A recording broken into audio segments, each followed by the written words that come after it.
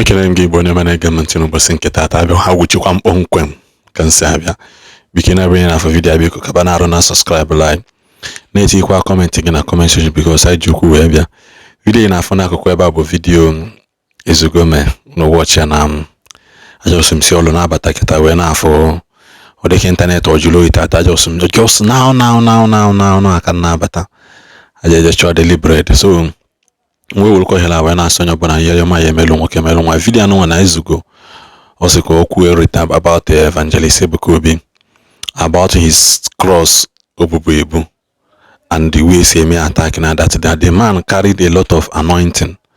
It again about his story and the true size of Evangelist Ebuka Obi that nobody want to see and nobody want to wear. Because he nene before if you are from evangelist ala well he nene futa so if God is blessing him now, I don't see the reason whereby anybody can be jealous of him. Everybody need to know one way throwback and recent picture. You only know that you are going down and you are dying slowly when your picture of 2020 is better than your picture of 2025. Because someone landed like that, and when the agent at their social media handle, you know, for photo has a 2020, 21, 22. You know, for 2025, if you are for here. So when your yesterday becomes better than your today, man, and so good. You tag like more name with throwback picture, which I may post and was about them.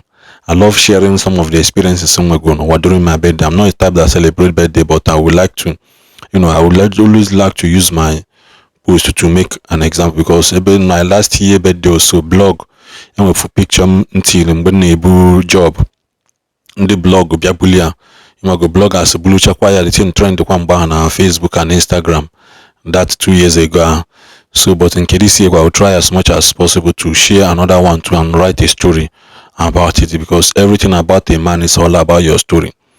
But when you look back today, see the impact that you have made and what you're yesterday, you have a cause to make it to thank God. So if one tagola before they progress, I don't go and envy that person. You even use words like a layman, giddy. Kayasana layman an insultive word. Man, the way has he use here, he actually uses as ordinary man. So he uses the word layman. So because someone have ordinary or the kayasina man, they keep using the word layman. Kayasina layman boy insultive word. Layman is never an insultive word. Or they use some the Catholics in the use alone in a borough clergy. Or young the Catholic in a use is a popular word in a categorical calendar. Sopo because I read the video will be killed subscribe and also drop your comment in the comment section. God one.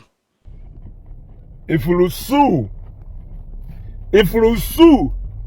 call soup, call nylon, Evangelist Ebuka Obi, not beba. There was a time on AUD sewer, Matthias in Kita. Those days, you may not like to fit in his soup or soup. Those days, Akatambo on Noba, Apajia, or Parasino native. Abasiso Yinaho Adro attractive enough to criticize him. You got to go. Abajia Hoyi Adro attractive enough to criticize him. But these days, if you see a same man, it's for that there was a time you ignored him. There was a time. If one name anybody goes to a concern. But today,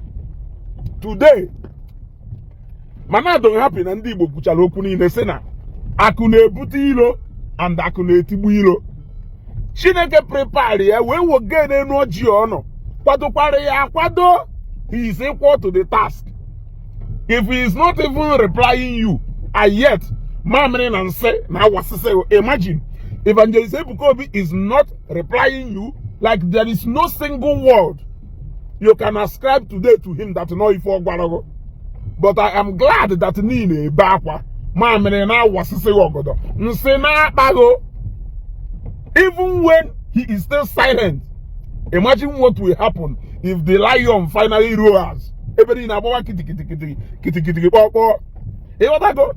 This video is basically to remind you that there was Evangelist Ebuka Obi that you never want to be like.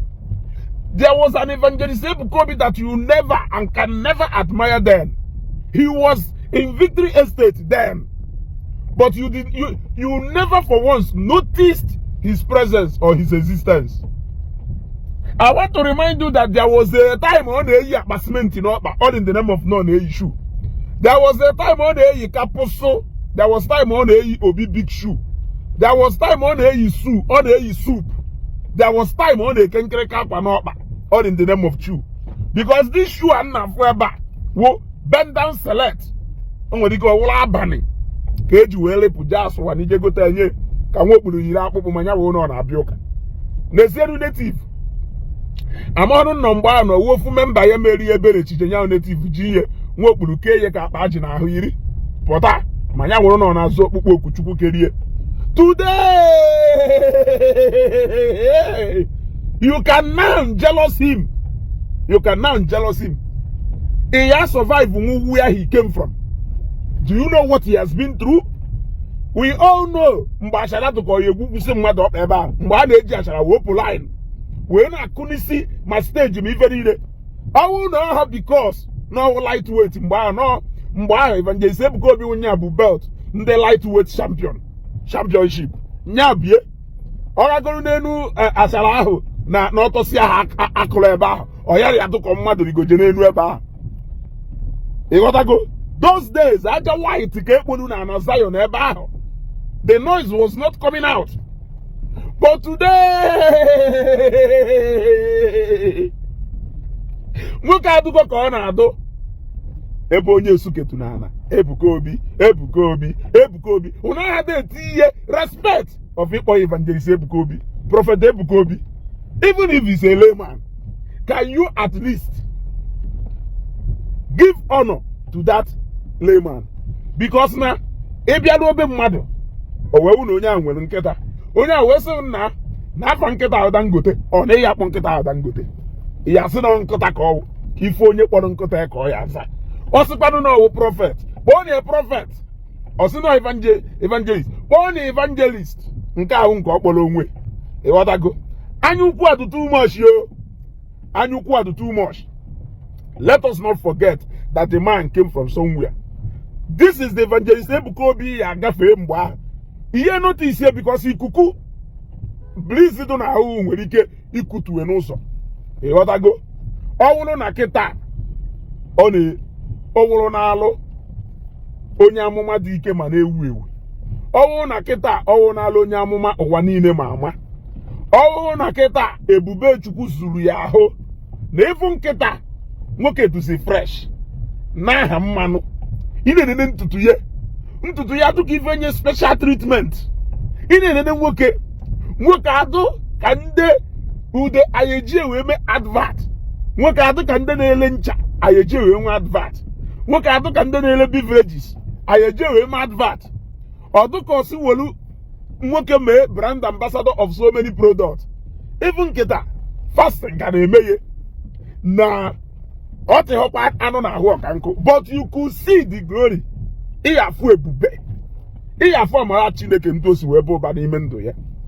I want you people to quit this jealousy because where this young man is coming from, where he came from, some of you will survive.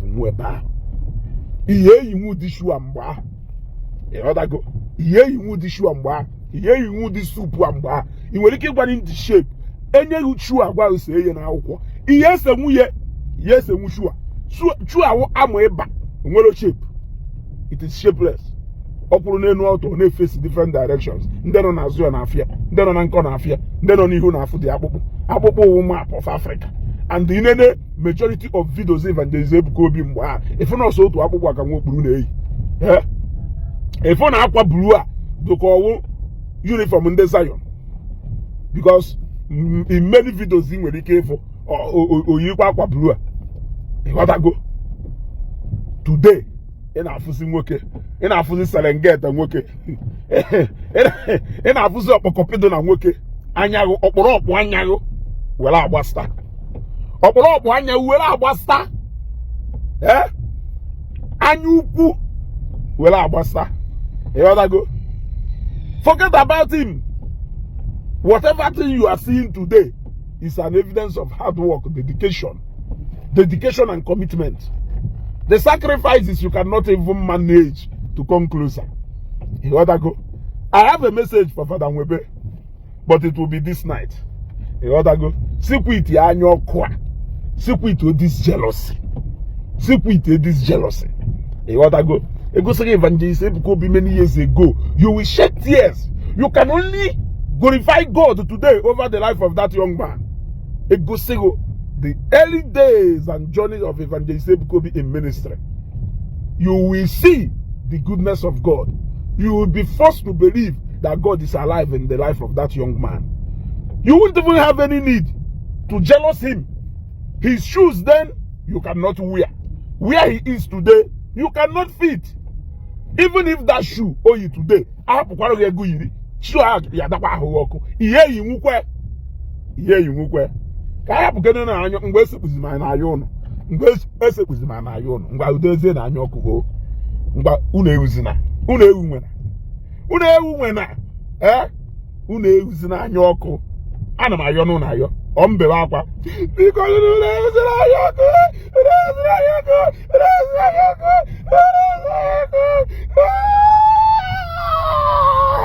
Dala. Orabu bo dife. Me mechu ni ve na this blue app na mane nwere mmadu me mmadu. Me mechu ni ve na this blue app na mane mmadu de no. Hey, Zigolo. Go sta mara ayi mma. May God bless Evangelist Ebuka Obi. May God bless Engineer CCOB. Makana one day mwe awurukwa na eti. May God bless Zion. May God bless Zion Ministry and all the Zionites all over the world. One day I am a Zion bot. One day I am a Zion bot. God bless in the I am a Zion bot. The one blessing I hear. I am a Zion bot. Blessings of God upon you, but how is it gonna shield? God, go. Man, all the genuine Zionites all over the world, all the sympathizers of Zion all over the world, all the supporters of Zion all over the world, may God bless you people. Go. May God bless you people. Go. OCC, meaning Uloma, and the mother na tuiche. Go. Put no, or Dalami Hompolo. Emagono nwere abu anyị na-apụ mgbe ahụ wee sị osisi amịghị mkpụrụ ọma a ga-egbutu ya nke a mere mkpụrụ ọma, and that is why ebe onye anọ na otu iche, ebe onye anọ na otu iche, ebe onye anọ na otu iche ha atụghọ mgbe nwa. Ịghọtago, ụfọdụ sịrị anyị na TB Joshua wili onye nwa na uwe TB Joshua na wuchana ọpọ nnọọ nwụọ na TB Joshua ọ na wuchana. Ndị niile ahụ na-asị na ha wuri ha na wichago. Ịghọtago? Okay, ọgụgodu na ha wuri wicha, hapụkwa Evangelist Ebuka Obi ka o wuye oge o wichakwasịrị anyị ekwuwe. Ịghọtago? Ma ka enwe mgbe mata ya asị ya ewu ewu. Ka mgbe mata ya asị ya ewu ewu.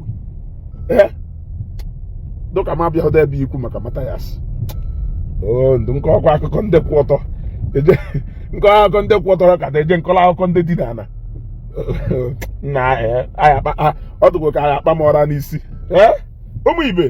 I'm very happy today. I don't even know why. Share this video. We go to pepper them. Pepper them. We gonna.